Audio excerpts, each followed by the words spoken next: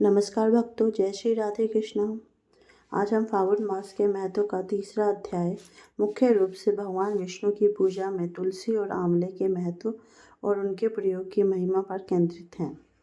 कई कथावाचक जैसे कि परम पुराण के संदर्भ में द्वारा इस अध्याय में तुलसी की उत्पत्ति और महिमा का वर्णन किया जाता है। यह फागुन मास महत्व के तीसरे अध्याय का विस्तृत विवरण तथा कथा सार हिंदी में बता रहे हैं। फागुन मास महत्म कथा अध्याय 3। इसमें क्या है कि मुख्य रूप से तुलसी और आंवले की पूजा व पूजा विधि बताई गई है। दुआ है, श्री कृष्ण गोविंद हरे मुरारी, हे नाथ नारायण वासुदेवा। फागुन मास की महिमा न्यारी, जपे जो प्राणी उतरे भव पारा। अब इसका मतलब क्या, अर्थात इस अध्याय में ऋषियों ने सूत जी से पूछा, हे मुनिवर, आपने फागुन मास में भगवान श्री हरि की पूजा का विधान बताया। कृपया अब आप यह बताएं कि भगवान विष्णु जी को कौन सी वस्तुएं सबसे अधिक प्रिय है, जिनके अर्पण करने से वे शीघ्र प्रसन्न होते हैं। सूत जी ने कहा, हे ऋषियों, फागुन मास में भगवान विष्णु की पूजा में तुलसी और आंवले का विशेष महत्व है। जो व्यक्ति इस मास में भगवान को तुलसी दल अर्पित करता है, उसे हजारों यज्ञों का फल प्राप्त होता है।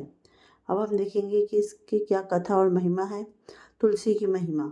सूत जी बताते हैं कि प्राचीन काल में जब देवताओं और दैत्यों का समुद्र मंथन हुआ तो अंत में अमृत निकला, लेकिन भगवान विष्णु जी की प्रिय तुलसी की उत्पत्ति भी विशेष मानी जाती है। कुछ पुराणों के अनुसार अध्याय 3 में वृंदा तुलसी की पवित्रता और भगवान विष्णु के वरदान की कथा का स्मरण किया जाता है। इस अध्याय का मुख्य सार यह है, पापों का नाश। जिस घर में तुलसी का पौधा होता है और जो नित्य उसकी पूजा करता है, वो यम दूत प्रवेश नहीं करते।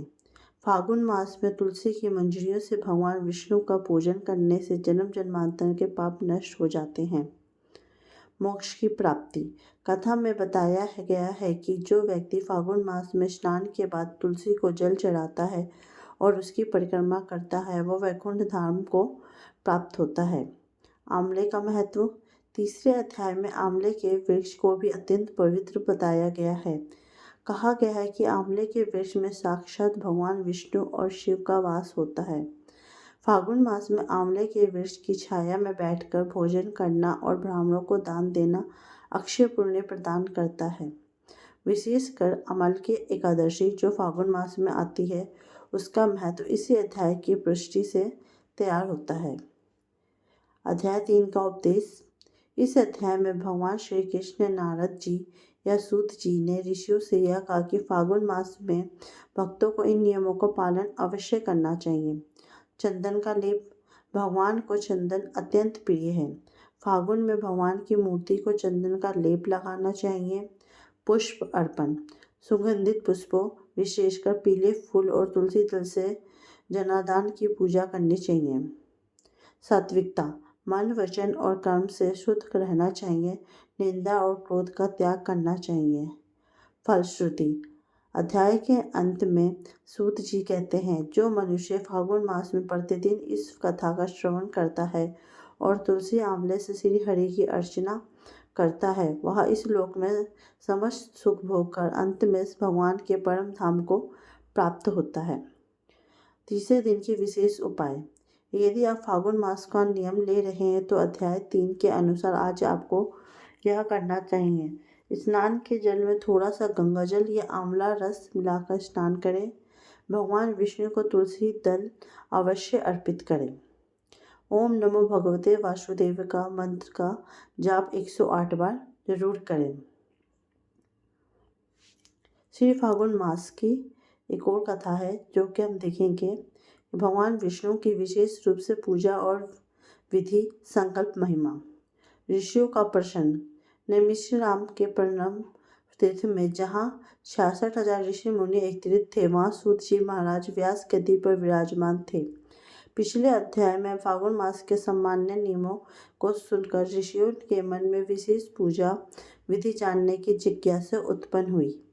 शौनक आदि ऋषियों ने हाथ जोड़कर सूत जी से प्रश्न किया, हे परम ज्ञानी सूत जी, आपने हमें फागुन मास की पवित्रता और स्नान के महत्व के बारे में बताया। हमारे मन में अब यह भगवान श्री कृष्ण को प्रसन्न करने की विशेष विधि जानने की उत्कंठा है। कृपया हमें विस्तार से बताइए कि इस पवित्र महीने में गृहस्थ मनुष्य को किस प्रकार रहना चाहिए, पूजा में कौन से उपचार सामग्री भगवान को सबसे अधिक प्रिय है और वह कौन सी विधि है जिसे भगवान जनार्दन तत्काल प्रसन्न होकर अपने भक्त को अभय दान देते हैं। सूत जी का उत्तर। ऋषियों के विनती वचनों को सुनकर सूत जी का हृदय गदगद हो गया। उन्होंने भगवान नारायण का स्मरण किया और कथा को आगे बढ़ाया। सूत जी बोले, हे ऋषियों, आपने जगत के कल्याण के लिए बहुत ही उत्तम प्रश्न किया है। जो बात पूर्व काल में स्वयं ब्राह्मण जी ने नारद जी से कही थी और जो भगवान शंकर ने माता पार्वती जी को सुनाई थी, वही गोपनीय विधि में अब आपको लोगों को कहता हूँ। आप सभी एकाग्र चिंत होकर श्रवण करें। प्रातःकालीन कृत्य और स्नान विधि। सूत जी कहते हैं, हे विप्रण, फागुन मास में जो व्यक्ति भगवान विष्णु की विशेष कृपा प्राप्त करना चाहता है, उसे आलस्य का त्याग करना सबसे आवश्यक है। ब्रह्म मुहूर्त में जागरण। भक्त को सूर्योदय से पूर्व ब्रह्म मुहूर्त में बिस्तर त्याग देना चाहिए। उठते ही सबसे पहले अपने हथेलियों का दर्शन करें और उसमें मंत्र का जाप करें। पृथ्वी माता से क्षमा मांगकर ही धरती पर पैर रखें। शौच और दंत धावन। नित्य कर्मों से निवृत्त होकर दातुन करते समय यह प्रार्थना करें कि हे वन महाराज, आप मुझे आयु, बल, यश और तेज प्रदान करें। स्नान संकल्प। इसके पश्चात किसी पवित्र नदी, सरोवर या घर में ही जल में गंगा जल मिलाकर स्नान करें। स्नान करते समय भगवान विष्णु के दामोदर और गोविंद रूप का ध्यान करना चाहिए। संकल्प। हाथ में जल, अक्षत, पुष्प लेकर संकल्प करें, हे श्री हरि, मैं आपके प्रसन्न करने के लिए इस फागुन मास में नित्य प्रति स्नान तथा विशेष पूजन का संकल्प लेता हूँ। आप मेरी इस पूजा को स्वीकार करें और मेरे पापों का शमन करें। भगवान विष्णु की विशेष पूजा विधि।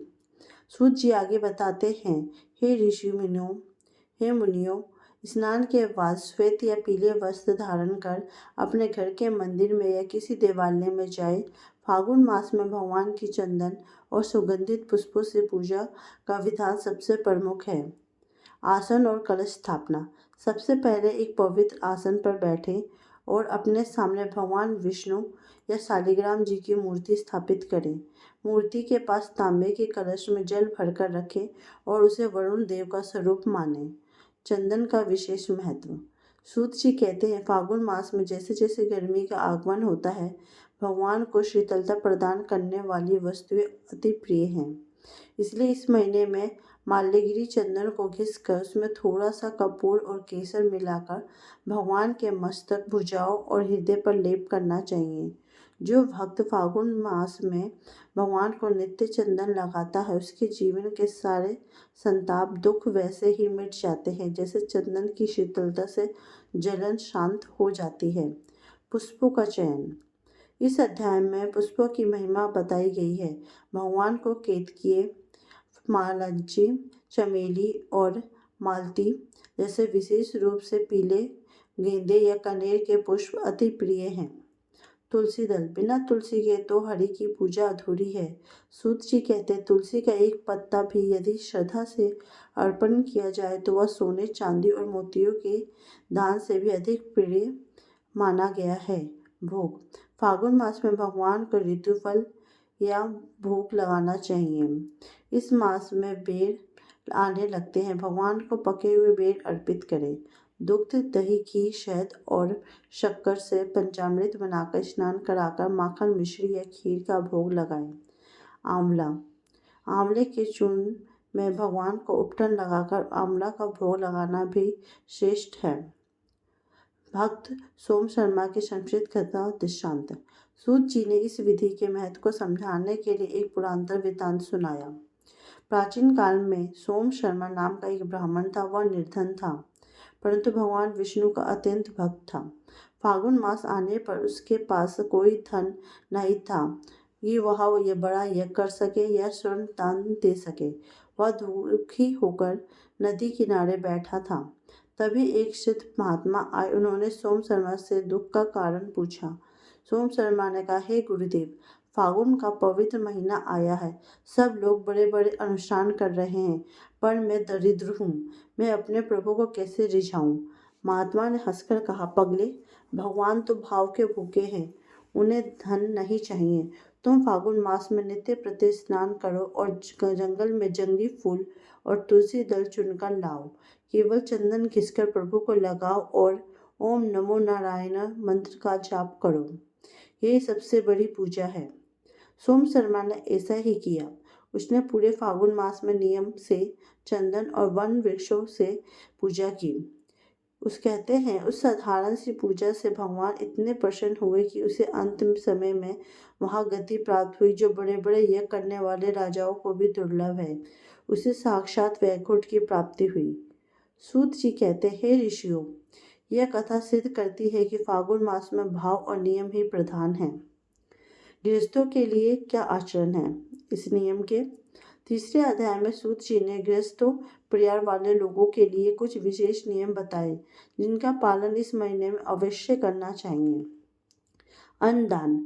जो व्यक्ति फागुन में अपने सामर्थ्य के अनुसार भूखों को अन्न देता है, उसके घर में कभी दरिद्रता नहीं आती। जलदान। चूंकि गर्मी की शुरुआत होती है, इसलिए प्याऊ लगवाना या किसी को जल पिलाना महापुण्य माना जाता है। कटु वचन का त्याग। इस महीने में व्रत करने वालों को किसी की निंदा, चुगली या कठोर वचन नहीं बोलने चाहिए। क्रोध इस व्रत का नाश कर देता है। ब्रह्मचर्य। जहाँ तक संभव हो तन और मन से पवित्रता बनाए रखें। होली का उत्सव। इसी मास के अंत में होली का दहन प्रहलाद चरित्र आता है, इसलिए अध्याय 3 से ही भक्त को अपने मन की बुराइयों, होलिका को जलाने की तैयारी शुरू कर देनी चाहिए और भक्त प्रहलाद को बचाना चाहिए। अध्याय का सार, फलश्रुति। कथा का विश्राम करते हुए सूत जी बोले, हे मुनिगण, फागुन मास के महत्व का यह तीसरा अध्याय अर्चना भक्ति को समर्पित है। जो मनुष्य इस अध्याय को सुनता है या पढ़ता है या दूसरों को सुनाता है, उसके मन में भगवान के प्रति अचल भक्ति उत्पन्न होती है। जिस घर में यह कथा वाची जाती है वह कलह नहीं होता। जो चंदन और तुलसी से हरि की पूजा करता है, उसके पितृ तृप्त हो जाते हैं। अंत में यह मनुष्य समस्त संसारिक सुखों, पुत्र पौत्र, धन धान्य और आरोग्य को भोग कर भगवान विष्णु के परम धाम को प्राप्त होता है, जहाँ से फिर लौटना नहीं पड़ता। इतना कहकर सूत जी मौन हो गए। सभी ऋषि मुनियों ने जोर से श्री हरि का नाम का जय घोष किया। निष्कर्ष, यह तीसरा अध्याय हमें सिखाता है कि भगवान आडंबर से नहीं, सरलता से प्रसन्न होते हैं। आज का विशेष क्रम। आज अपने घर के मंदिर में भगवान को चंदन जरूर लगाए। यदि संभव हो तो पीले फूल अर्पित करें। मन ही मन यह संकल्प कीजिए कि दिन भर किसी पर क्रोध नहीं करेंगे और प्रेम से बोलिए, श्री लक्ष्मी नारायण भगवान की जय। अगर आपको मेरी वीडियो पसंद आई हो तो प्लीज़ मेरी वीडियो को लाइक, कमेंट एंड सब्सक्राइब कीजिए और मेरे चैनल पर बने रहिए। धन्यवाद।